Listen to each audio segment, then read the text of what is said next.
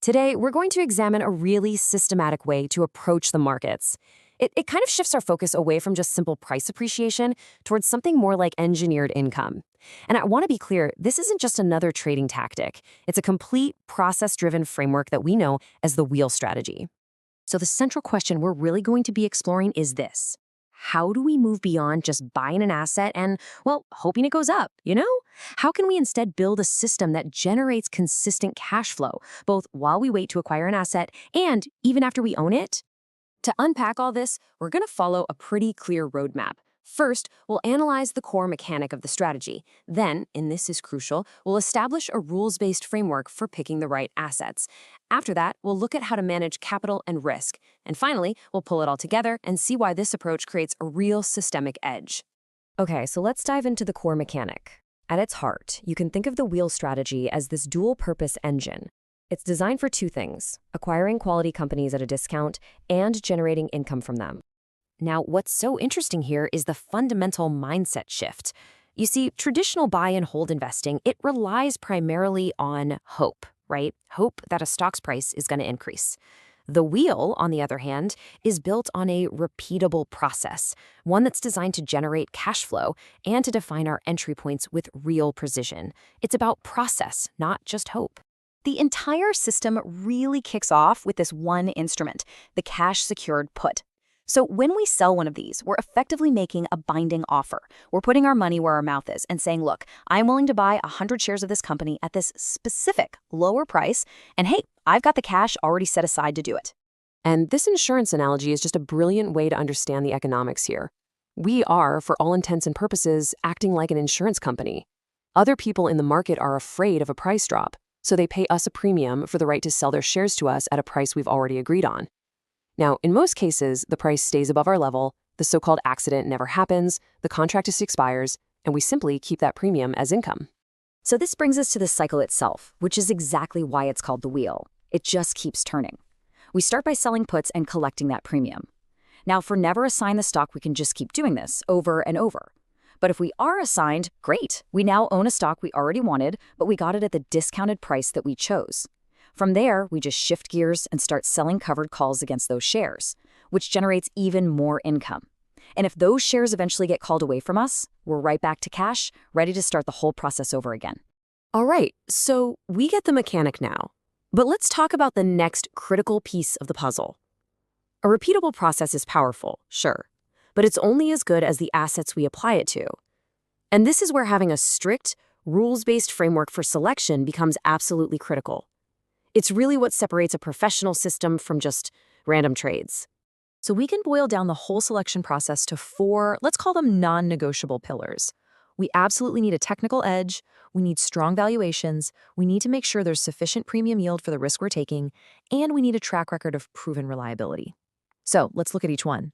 The first rule is simple, but it's just so crucial. We only apply this strategy to stocks that are already showing strength.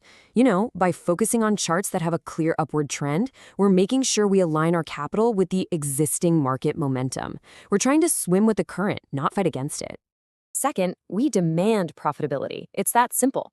The price-to-earnings ratio, or PE, tells us if a company is actually making money. We're looking for companies with a positive PE, and ideally under 100. So a stock like Western Digital here, trading at a PE of 29, well, that's a perfect example of a reasonably valued, profitable company that fits this model. And finally, we look at compensation and consistency. First, the options on the stock have to pay us enough premium to make it worth our while, to compensate us for the obligation we're taking on. And then, to filter for quality management, we have a rule. The company cannot have missed its earnings estimates twice in a row. That just tells us the business is stable and predictable. So we have the mechanic, and we have a framework for selection. Now we have to address what is probably the most important component of all, how we manage our capital and the inherent risks that come with this, or frankly, any market strategy. A systematic approach to deploying capital is absolutely key, and this table uses the VIX, the market's fear index, as our guide. So when the VIX is very low, which usually indicates greed and complacency, we hold a pretty significant cash reserve. But as fear starts to rise and the VIX spikes, we systematically deploy more and more capital.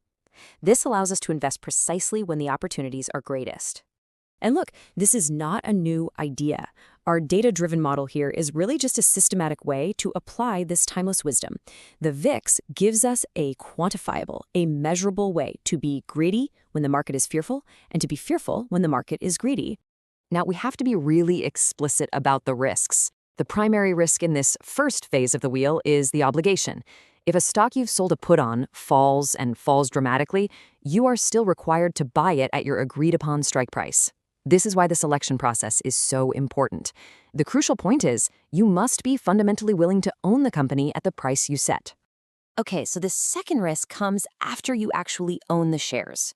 By selling a covered call, you are consciously trading away unlimited upside potential for a defined upfront premium.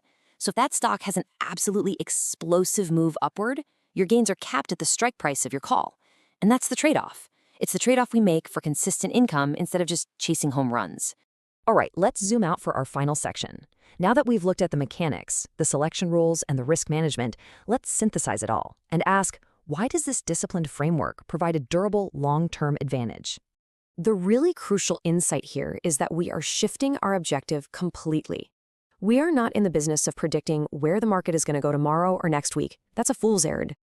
The entire objective here is to execute a sound process over and over again with the understanding that the system itself has a positive expectancy over time. And this really highlights the core behavioral advantage. I mean, the greatest enemy of most investors is their own emotions, right? Fear and greed. A rules-based system like this acts as a firewall. Our VIX model tells us when to deploy capital. Our selection criteria tell us what to buy. The process dictates our actions, not the scary headlines or the market noise. And ultimately, what this strategy does is reframe one of the market's biggest perceived threats, volatility, and it turns it into our greatest opportunity. Think about it. When fear spikes, option premiums get more expensive. Well, for us as an insurance seller, that's just good business. We get compensated more for taking on risk precisely when everyone else is unwilling to. Which really leaves us with a final thought to consider. You know, the entire financial world seems obsessed with forecasting, with short-term prediction. So in that kind of environment, what is the true long-term strategic value of a system that's built not on being right, but on being patient, disciplined, and systematic?